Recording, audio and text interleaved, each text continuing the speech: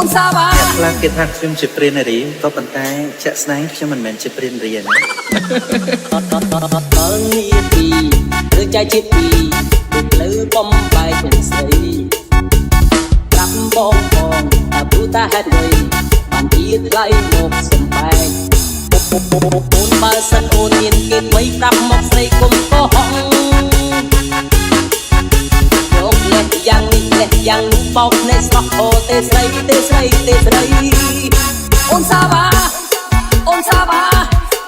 ធ្វើយ៉ាងនឹងច្បាស់មានប្រោះមិនអូនសាវ៉ាអូនសាវ៉ាឈប់មកមកភ្លេងភ្នែកបងទៀតថ្លៃអូនមានគេមិនហៅគិតយ៉ាងណាគិតយ៉ាងណាគិតយ៉ាងណាហោគិតយ៉ាងណាគិតយ៉ាងណាគិតយ៉ាងណាណាហោគិតយ៉ាងណាគិតយ៉ាងណាគិតយ៉ាងណាហោគិតយ៉ាងណាគិតយ៉ាងណាគិតយ៉ាងណាណាបើសិនអូនទាំងពីរមានមួយមានរឿងតែមួយដូចគ្នាចាញ់មកគង់តែស្នេហាតែមិនត្រូវឈឺផ្សាអរ៉ាមែនទេគឺមកពីមនុស្សប្រុសអ្នកស្រឡាញ់អូនតែពីរអ្នកមែនទេមិនសមមិនត្រូវមិនសមមិនត្រូវ Rock your hands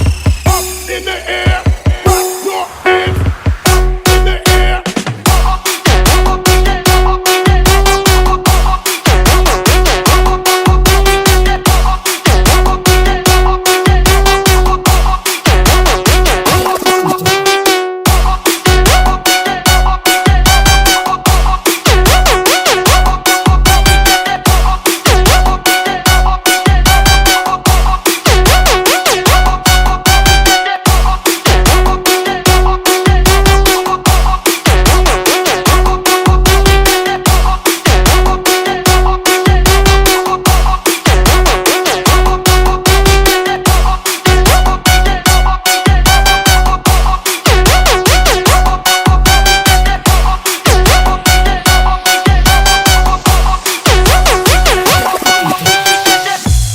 The remix fit DJ Jerry Gen Z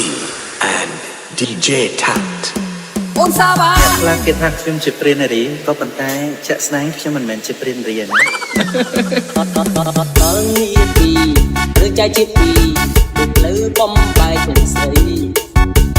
ប្រាប់បងតែព្រោះតែហេតុអ្វីបានជាថ្លៃមកសំបែកអូនបើ